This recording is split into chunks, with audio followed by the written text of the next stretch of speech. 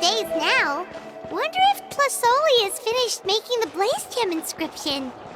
Since Nechka's birthday is around the corner, let's go to the tribe and buy some things, and then pay the...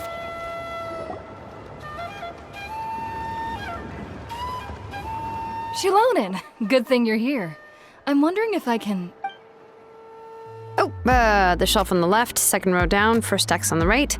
That one's yours. And the garden hoe belongs to Ignal, and the hammer is Pakal's, so make sure you take the one that's yours.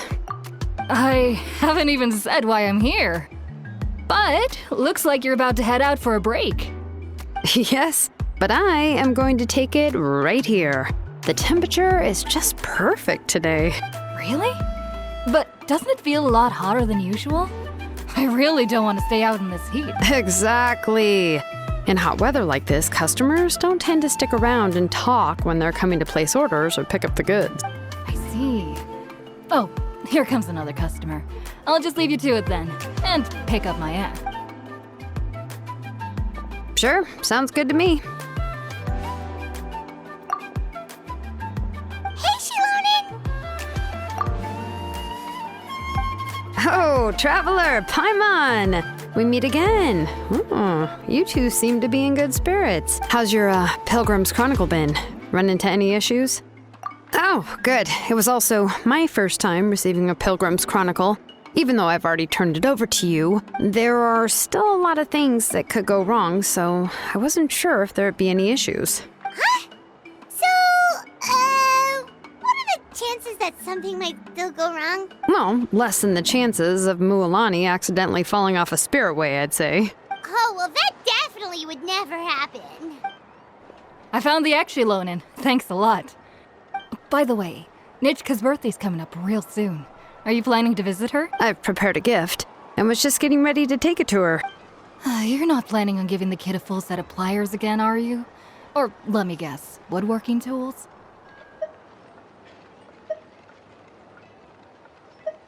Oh, yeah, I make these myself, and it's a lot of work.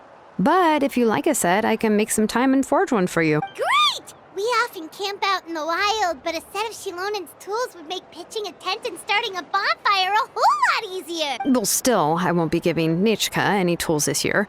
She wrote me a letter saying that she'd like a copy of Tequil the Brave. The book is not what you call a bestseller, but luckily, I have a few copies in my collection. They were really old editions that were published a long time ago, but they should still be readable. Children her age love fairy tales. The last time I was at Tasoli's, I even brought Nechka. Wait. What did I bring her again? It must have been her favorite thing, but, why can't I remember it anymore? Oh, it is quite hot today. Seems you're about to pass out from the heat. Do you even remember your own name? My memory can't be this bad. It's just these last few days. I've been forgetting things for some odd reason.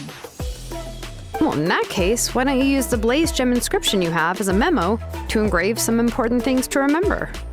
After all, that inscription will never wear out, and it's easy to carry. I'd say that's quite a fitting use for it.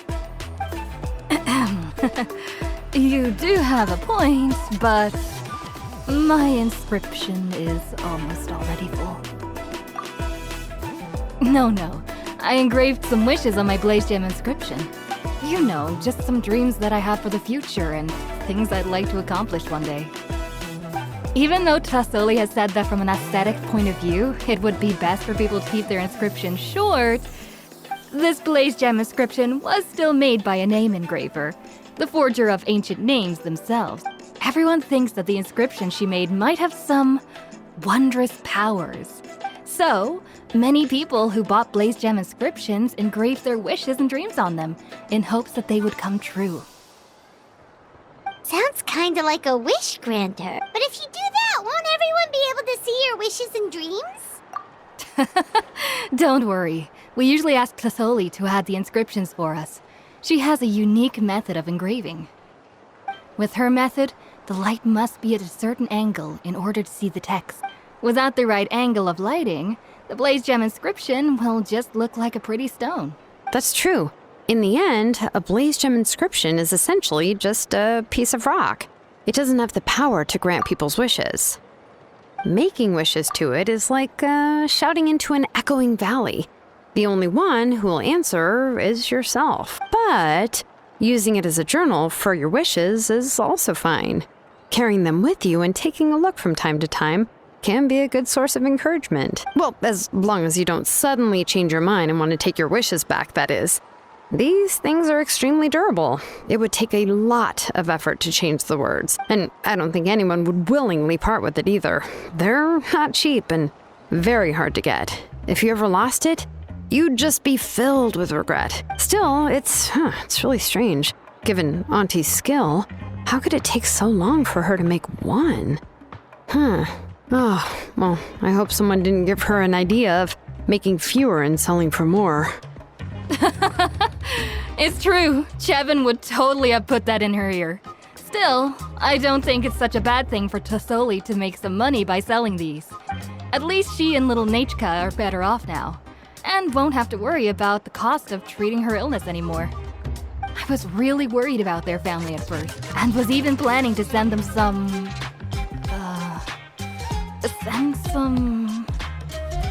Huh? What was I planning to send to Nechka again? This memory of mine. All right, if you stay out in the heat for any longer, I'm afraid even the inscription won't be able to save your memory. You should, go back. Yeah, get some rest. Right. Right. Please give my regards to Tlasoli and Nechka.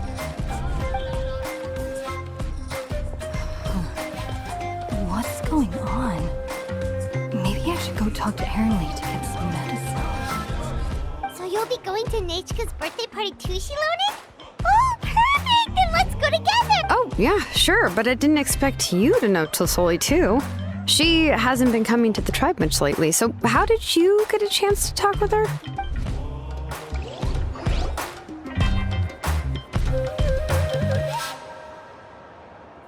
Oh, so that's how you met her. She even wants to use volcanic crystal as a forging material. Guess she's really pulling out all the stops for her daughter. Then let's just go and ask. Come on, I want to give her the book anyway. Huh? Wait a second. Our birthday gift's supposed to be a surprise. If we ask Nechka, then she'll know what gift we'll be getting her. And that would ruin the surprise. But if you don't ask her, then how will you know what kind of present she would like? Here's another idea.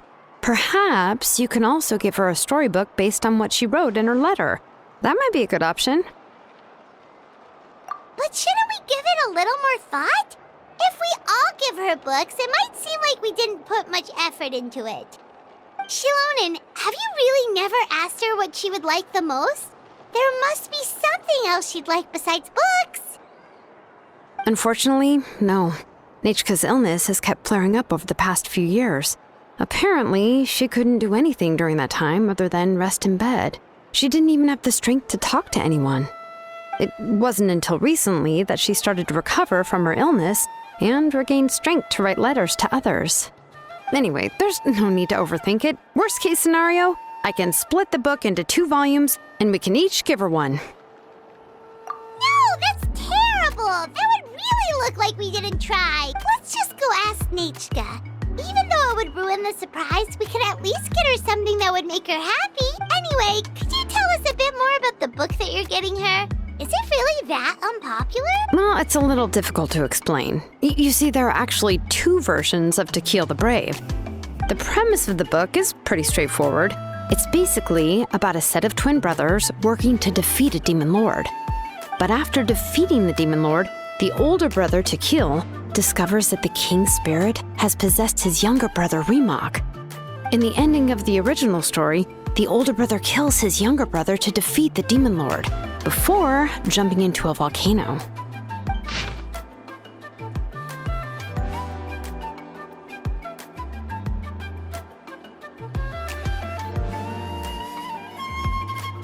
I remember there was one line that was super popular at the time. If I still remember right, after being possessed by the goddess Coatlicue, Rimac said, "I do not wish to see your blood be reduced to ash, but I have seen the light of your heart and spirit. Remember my name, brother. As long as you remember me, I will never have left." The other version was released only recently. The author heard a suggestion from someone and suddenly decided to try and make a stake in the fairy tale market, so the story was revised. In the revised version, the brothers killed the demon lord together and both survived. According to the author, this gave the story a happy ever after kind of ending. However, the revised version was not well received. After a month on the market, it had hardly sold any copies and the books were collecting dust on the store shelves. The store owners desperately tried to get rid of the book and have resorted to all sorts of promotions and discounts to sell it. Even now, the only edition of To Kill the Brave you can find in the market is the newer one, whereas the older edition is nearly impossible to find. Anyway, I couldn't bring myself to give such a poorly rated book to Nanatzcayan, so I spent a few days looking and managed to find a few copies of the old edition in a warehouse. I picked out a copy that looked relatively new and wrapped it up as a present for Nanatzcayan. If you're interested, I can give you this extra copy to read. The pages are pretty old though, so please be gentle with it. Oh, and here's a copy of the newer edition too. They gave me a free copy when I went to buy some chocolatl. So that's how they're trying to sell off the book. Could it really be that bad? Even Paimon's curious now. Okay, but you'll have to carry Paimon for a while. Once Paimon's done reading it herself, she'll read it out for you. Let's get going. Tlasoli lives pretty far from the tribe, so it'll take us some time to get there.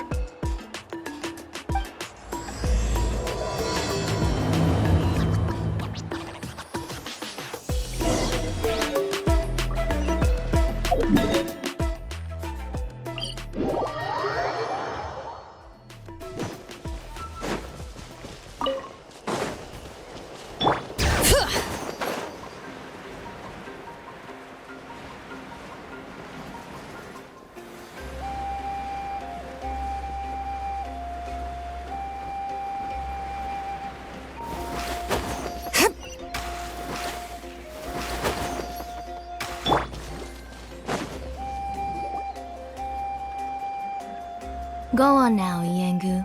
Nanatzcayan is still resting. Hey, Tlasoli, we're here!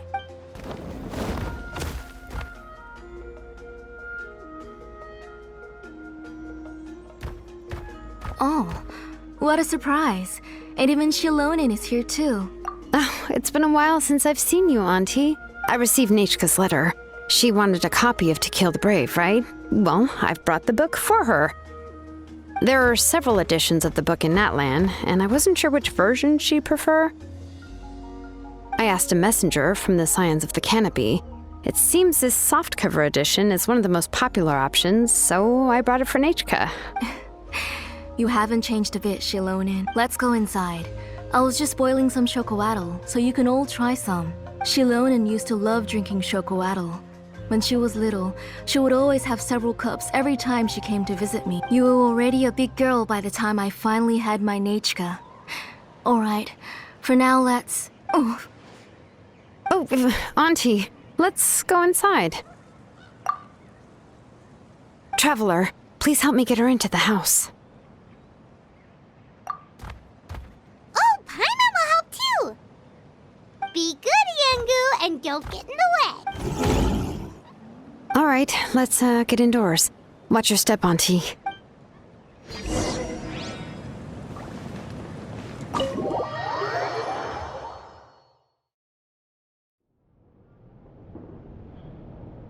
sorry. Nanatzcayan's illness has been flaring up recently, so I was up for a few nights. I suddenly started to feel dizzy in the sun. I hope I didn't scare you. Have a seat. I'll fetch you a few cups of chocolatl. Please wait a moment. Oh, I've already brought them over. This cup's for you, Auntie. And these are for you, too. Chocolatl? What does it taste like? Paimon's heard that it can be pretty bitter. Traveler, could you give it a try first? Oh, don't worry. Auntie always adds a lot of sugar. It won't be bitter.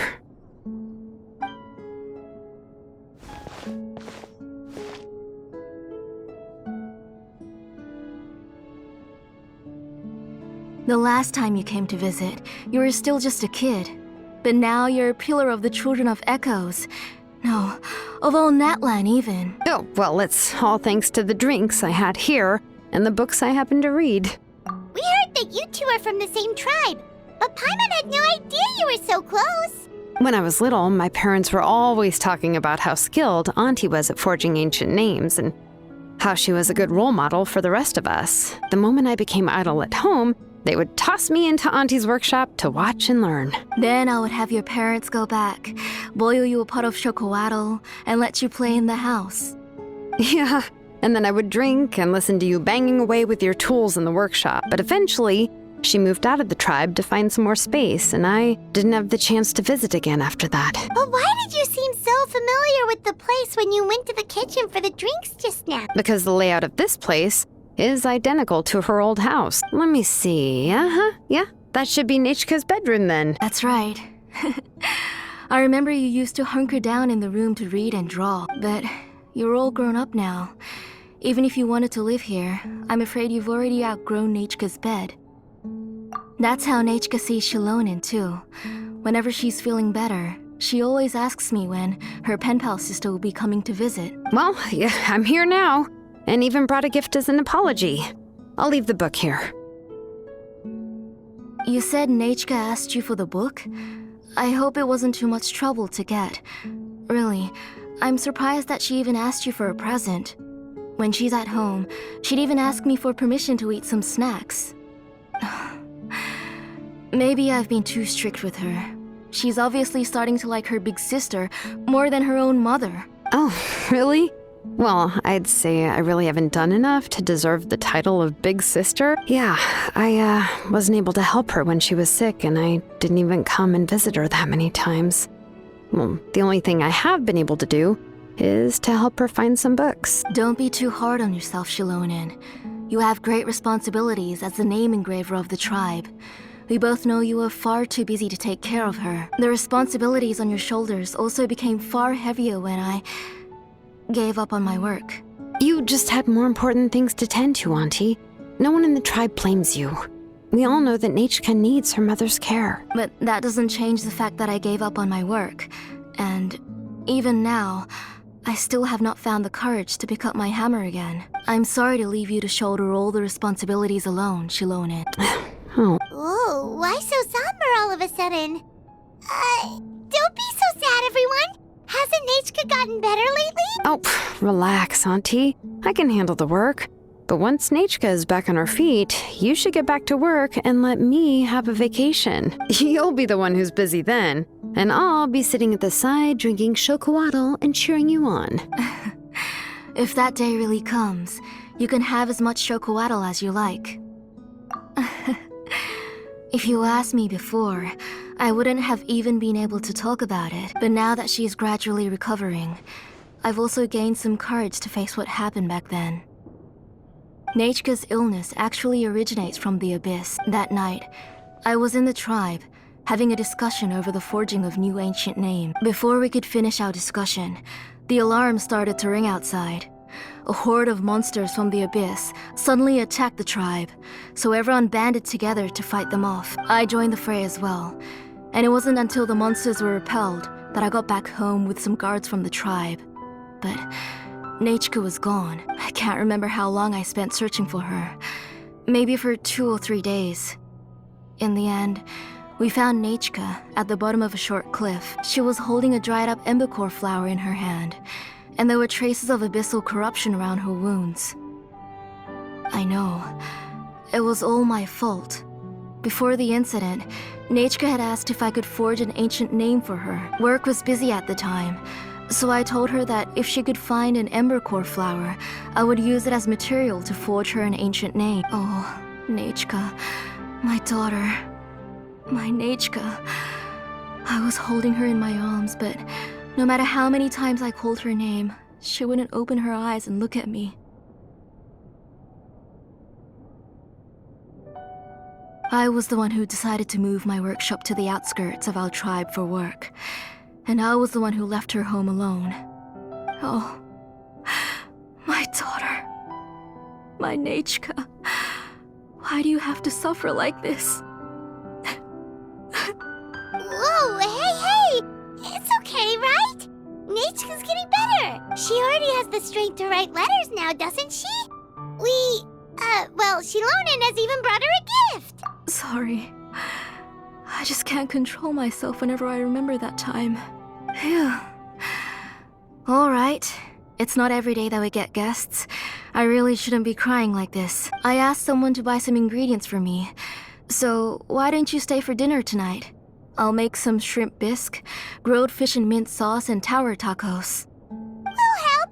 That sounds like a lot to make, and we don't want you to tire yourself out. Thank you both, but don't worry. It's just a few dishes. I'll be fine. You three just need to make sure everything gets eaten up. I can't eat a lot at this age. Oh, we haven't had anything to eat yet, so don't worry. We'll make sure there are no leftovers. Ah, it just occurred to me that Shilonen likes to eat cheesy crab hot pot. Why don't I make that instead of the grilled fish and mint sauce? I remember you don't like picking out fish bones. Nah, both are fine with me.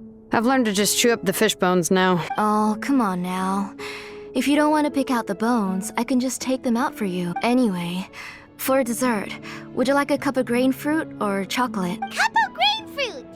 How about a cup of grain fruit mixed with chocolate? Okay, got it. I'll go start cooking, but could you do me a favor in the meantime? I ordered a bunch of ingredients, and they should be here any minute now. Would you go check by the door and see if they were already here? If so, please bring them in. Come on, Shilonen. Stop lying around. You shouldn't nap before dinner. It'll ruin your appetite. Hey, I'm not a kid anymore, you know. You don't have to worry about my appetite. That's beside the point. If you don't watch out for your health while you're still young, then when you get older, you'll... All right. I'm getting up. We'll go check on the ingredients with Shilonen. It isn't far, so it shouldn't take us long. That kid.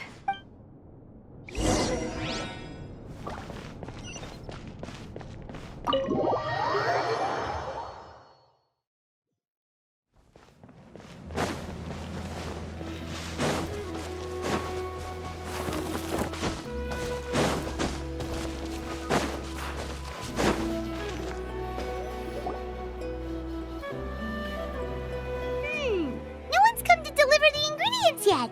Paimon thought we'd see someone come flying down on a Yunkasaur as soon as we came out. A messenger from the Scions of the Canopy wouldn't be flying here.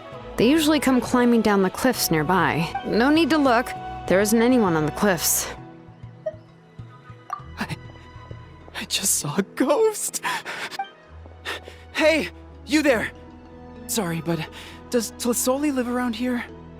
Oh, are you the one who's supposed to deliver the ingredients? Ingredients? Are you kidding? I was nearly eaten myself. Never mind that now.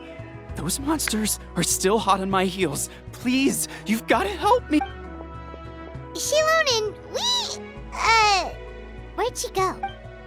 Whoa, she's already gone up to fight the monsters? Let's go help her out!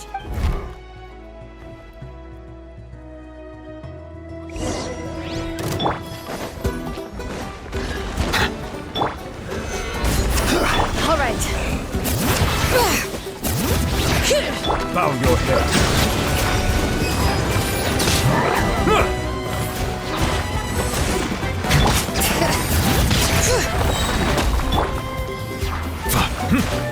Settle down.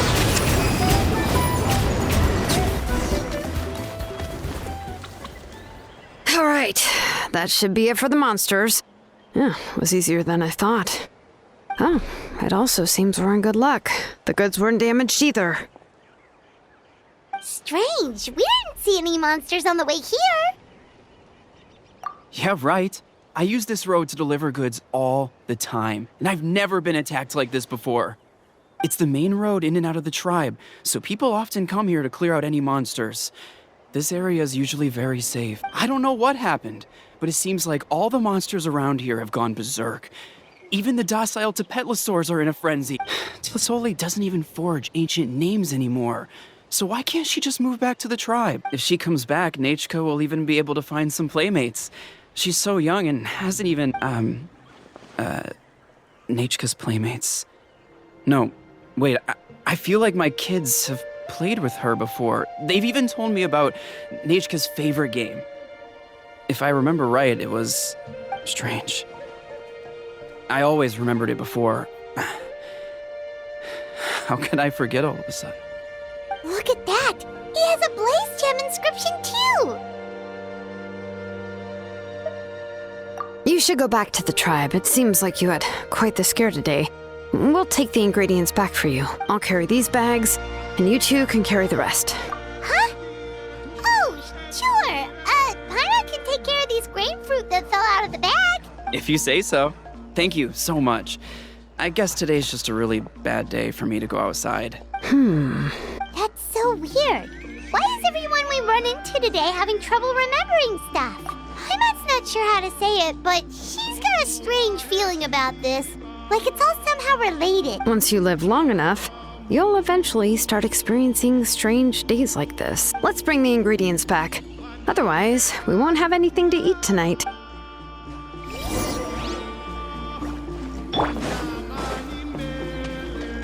All right.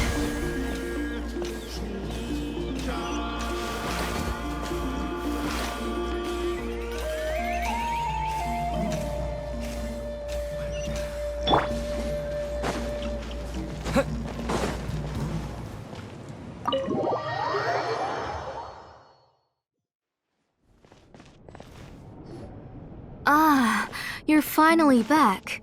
What took you so long? I was starting to worry. Oh, yeah, we ran into some small problems, but everything's fine now. All right. As long as everything's okay now. You all have a seat. I'll get the food ready. It won't take long.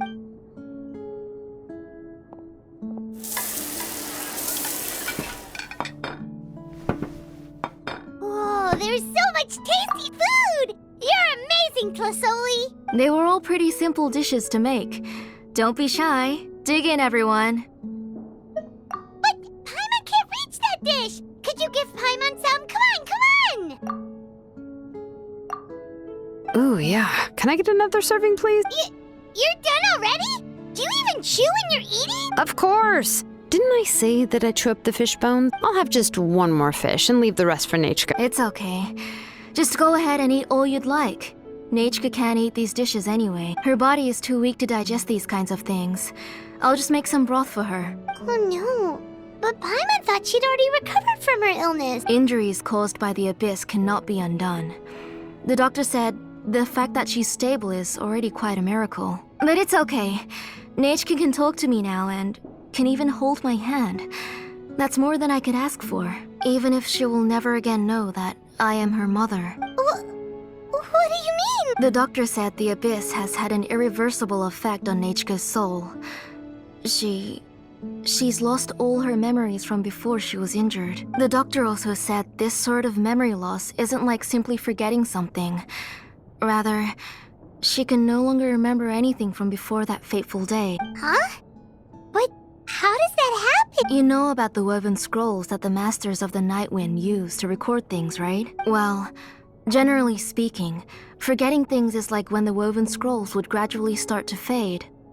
As long as you repaint and weave the threads again, the faded memories will come back to life. But the case of Nachka's memory loss is as if her woven scroll had been cut in two, and the portion of the past was burnt to ashes. The books she loved to read, the flowers she took joy to grow, and the time she spent in this house were all cut off by the abyss, and can never be retrieved again. As one example of that, Nachka now only sees me as a strange, unfamiliar auntie who claims to be her mother. She's a good kid, and doesn't want to upset this lady who's been taking care of her so much, so she still calls me Mom. But I've always had a feeling that she's constantly wondering about things like, where is her real mother?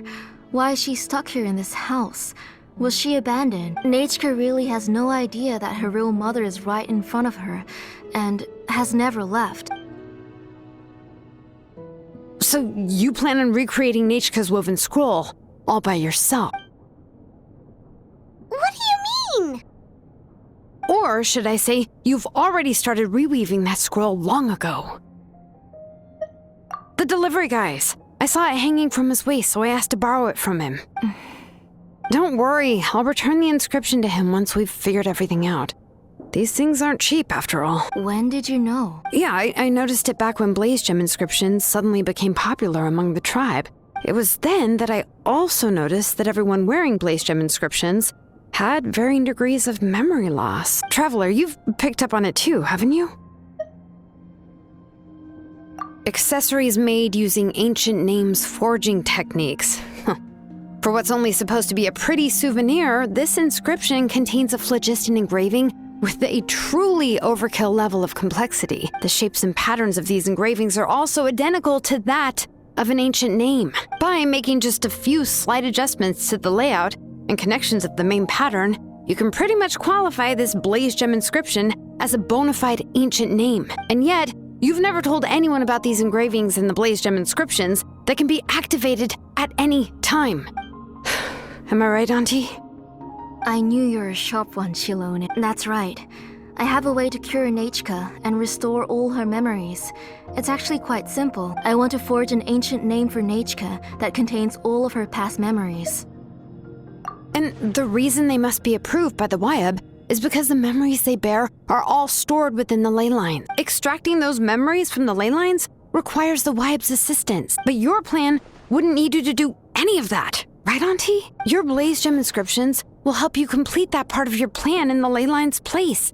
You will use the inscriptions to form a massive memory bank for Nechka, and the ancient names you're trying to forge will be used to extract corresponding memories from the memory bank. A memory bank?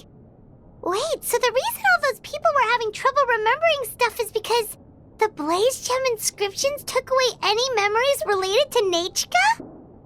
Using other people's memories of Nechka to reconstruct her past? This is the first time I've heard of such an idea. You've seen through my plans, Shilonin. You're as outstanding as ever. Far more brilliant than me.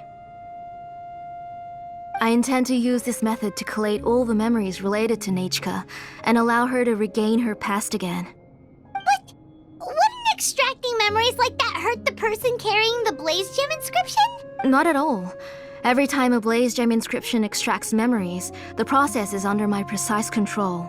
That way, there's no chance of anyone in the tribe getting hurt. This is the central inscription that controls all the other Blaze Gem inscription, which will also soon serve as Nechka's ancient name. You made all of this yourself, Plusoli? Yes, it was lots and lots of work.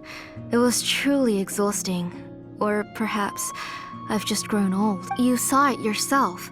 I nearly fainted just from being in the sun. I could collapse tomorrow, or even in the next few moments. But Nechka's ancient name is still far from completion. I've solved the issue of storing memories, but I still don't know how to connect Nechka up to this central inscription. I thought you just modify your own ancient name. I considered it, but this matter doesn't have anything to do with my ancient name. It's of no help to me, and I don't need its help now. You know the price to pay for making something like this. Yes, I do. But as long as I can get my Nechka back, I'm willing to do whatever it takes. Otherwise, Nechka won't have any chance of reclaiming her past once I'm dead and gone. She won't remember me, and she won't even remember why her name is Nechka. When that time comes, she will be left to drift around the world all alone, unknowing of where she came from or where she should go. She is my daughter, the one to whom I gave the Nechka name. Whether it be as her mother or as a name engraver, I can't simply stand by and let her name disappear. Shilonin? I'll take the central inscription with me. I'm going to completely disassemble it to confirm its components and uses. I won't make any promises until I've checked everything. Say goodnight to Nechka for me, Auntie. Oh, wait. I've also finished the inscriptions for the Traveler in Paimon. Let me fetch them for you. I'm sorry it took me so long to finish them. Hold on, Auntie. The Traveler and Paimon have never met Nechka before, so you can't draw any memories from them. That wasn't my intention. They're just ordinary gifts. Please, take them. Huh? What was that noise? Nachka must have woken up and wants to get out of bed on her own. Sorry, I'll go check on her first. Nachka, don't try to get out of bed. Just tell Mom if you need anything. You go ahead and take care of Nachka, Auntie. Let's go, Traveler and Paimon. There are a few things I want to tell you. Let's head back to the tribe first. There are some things I need to get from my workshop. Disassembling the central inscription? It's not going to be easy.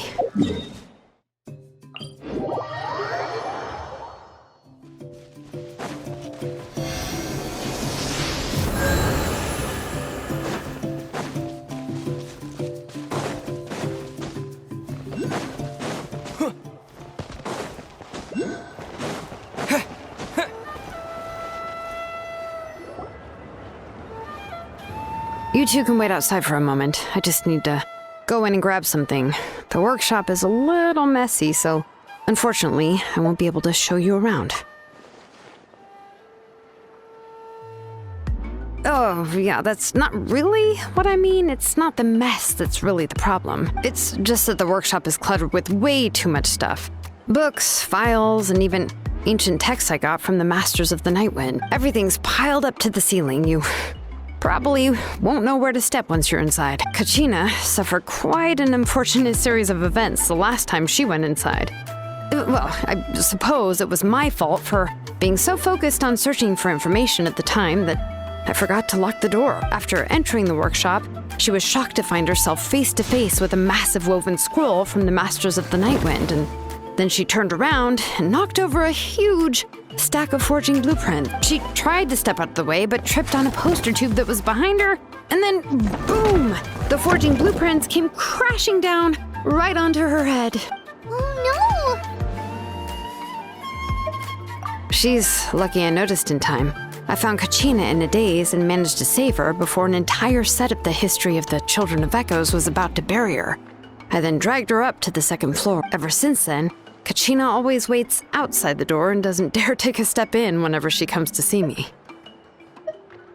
Yeah, you're an artisan and craftswoman after all. We thought there would be weapons and armor hanging all over the place, but it seems more like a library than a workshop. Well, my primary work is forging ancient names, which is much trickier than making swords and tools. Aside from the necessary craftsmanship, I also need to consult many ancient texts. You probably already know that each ancient name represents a certain spirit, behind which are countless related stories to support it. In other words, the essence of an ancient name is the physical manifestation of a certain spiritual will. And as a name engraver, when I'm working on a new ancient name, I'm not only trying to give it a physical shape, but more importantly, I'm also trying to understand the spirit contained within the name. And to do that, I have to collect as many related stories as possible and read through them all.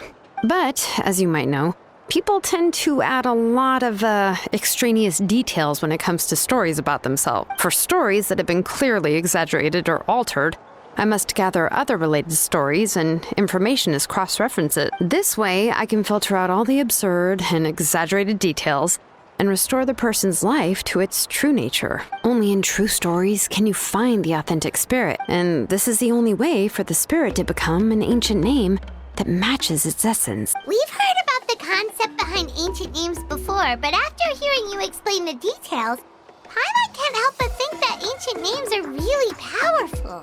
Well, no matter how powerful ancient names could be, they would never be able to suddenly turn into a blade or allow you to smash through an entire cliff in one punch.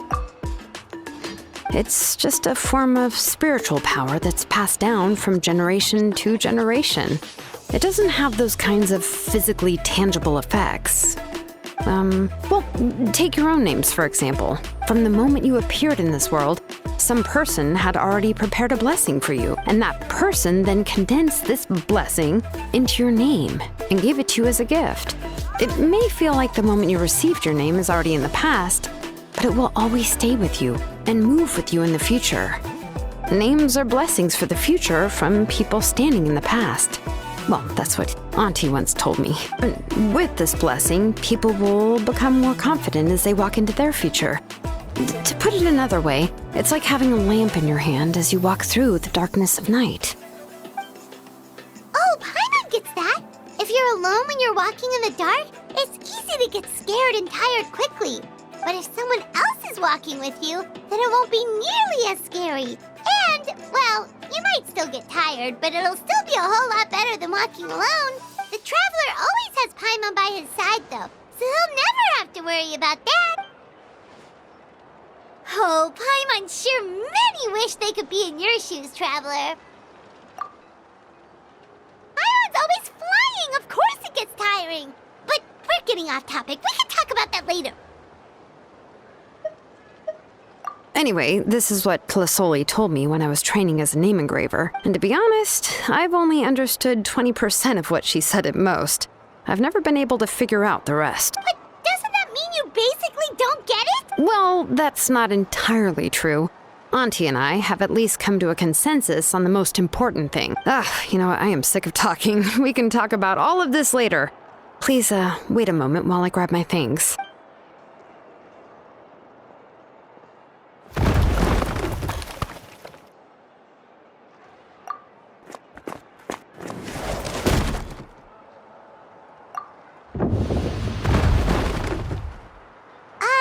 Did you hear a whole section of something collapse in there just now? It's fine, it's fine. It was just a bunch of very old ancient name records. I've already made copies of them. I kept this set of phlogiston wedges in the back, so it wasn't easy to take out. I had to resort to brute force. Come on, let's go disassemble the central inscription. It shouldn't take long.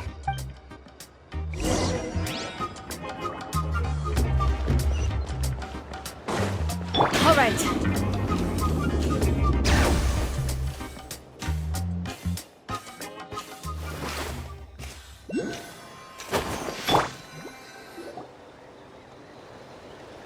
Here we are. This is the place. This cliff is pretty high. What are we going to do here? Are we going to climb to the very top and then throw this inscription down the cliff? I'm going to use phlogiston to make an engraving circle on the cliff wall. That will allow me to investigate the internals of the central inscription. Now let me see if this thing can even turn on. I was still an apprentice last time I used it. Before we attempt to engrave the inside pattern of an ancient name with phlogiston, we always use this to draw out the engraving diagram on a cliff or open ground. Only after we've confirmed that phlogiston can flow properly through the internal engravings can we start formally working on the small internal engravings of the ancient name. If we want to dismantle the central inscription in a non-destructive manner, we'll have to use this thing. I really don't want to engrave such a large diagram with my bare hands. Oh, so you'll be able to see what it looks like on the inside without ruining Tlasoli's inscription? For the most part. If it were just an ordinary unfinished ancient name piece, I'd just take it apart and pour phlogiston into the internal engravings to see everything. But since it's a central inscription, it would be better not to destroy the blessing that Auntie has prepared for Nechka. So, Shilonen, does this central inscription fall under the 20% you understand about ancient names, or the other 80% you don't understand? Oh, don't worry. As I said, Auntie and I share an understanding of the most important principle, which is names are intrinsically valuable. Only by having names can things be sorted and categorized. They allow the world to become more orderly and identifiable. For example, when I order ore, I would usually say I need volcanic crystals of about 35% purity and no more than 3% of impurities. Without specific names, I would only be able to go to the ore merchant and say, I want this and this. No, this isn't it. That one. No, not that one either. Yeah, you see what I mean? Names are a crucial part of how we standardize our workflow. Without names, the work would be impossible. Yes, because forging ancient names is first and foremost a technical job. There's no debating that. As for the question of why it's important, as long as it does not affect your ability to perform your work, you'll gradually understand it as you put the process into practice. After all, creating an ancient name is quite the complicated process. Well, let me break it down even further. We're not in the tribe right now anyway. Essentially, by forging ancient names, I'm assigning nicknames to the heroes in Natlan's history. Giving someone a name is a subjective expression. You just need to express your hopes and wishes for them. But giving someone a nickname is a much more objective expression. To come up with a fitting and accurate nickname requires much thought and observation. If ancient names or nicknames aren't descriptive enough, no one will remember them anyway. So the best I can do is gather all the information I could and try to come up with the most fitting nicknames possible. Even a minor mistake in the process could cause people to misunderstand the nickname. For a name engraver such as myself, such mistakes would be considered a major blunder. Paimon isn't trying to come up with a nickname for Shilonen. Besides, all of Paimon's nicknames have been very descriptive. Everyone can remember them. Phew. Now I'm curious. Why don't you, come up with one for me? Are you serious? Of course. This is also my line of work, you know. Go ahead. A nickname? Shilonen. Well, she uses phlogiston to forge weapons and make names for others.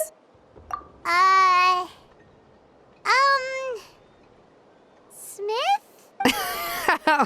Yeah, not bad, and quite fitting too. I'll remember it, but you should keep observing my work, Paimon.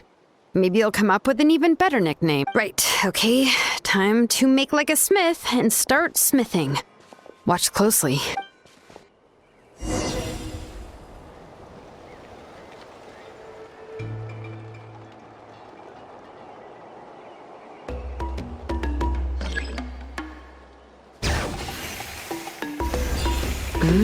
Adjust the inclination by 2 degrees. The error margin is within an acceptable amount, but I'll extend the inscription link a little more just to be safe. I'll leave some space here. And when the linked engravings are activated, the inscriptions here will overlap with each other. There! That should complete the flow.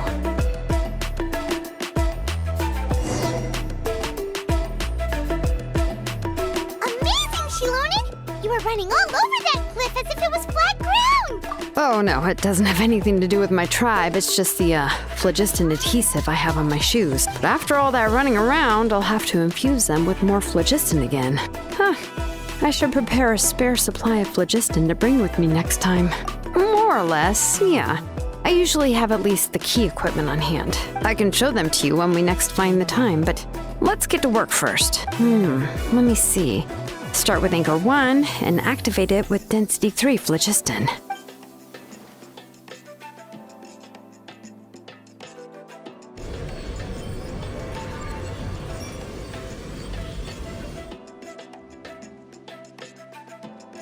Whoa! A super huge diagram just appeared! Tlasoli's central inscription is even floating!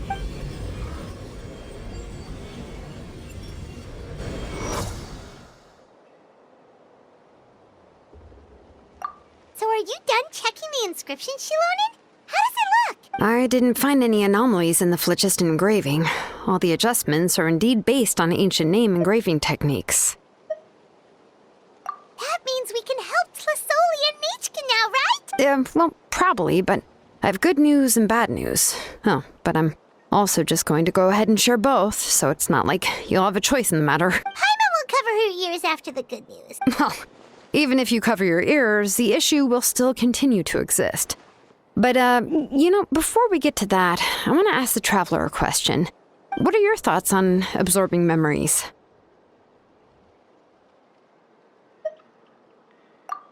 I knew you felt the same way, and that'll save me some initial explanation. I've never been very good at that anyway. It's, hard to control the absorption of memories. Technically speaking, this type of inscription has the power to do far more than absorb memories related to a single person. By herself, Auntie can't handle that level and scope of work, but if she has accomplices, it is completely possible for her to use this inscription to accomplish far bigger things. Accomplices? You make it sound like she's committing a crime! Well, here's the good news. Yes, this Blaze Gem inscription would be the perfect tool to commit crimes, but we haven't found any accomplices or signs that she intends to put it to such uses. From a purely objective standpoint, we can consider that possibility as yet to be confirmed for now. The bad news is, there's still an underlying problem with this Blaze Gem inscription that cannot be ignored. I believe I've mentioned this before.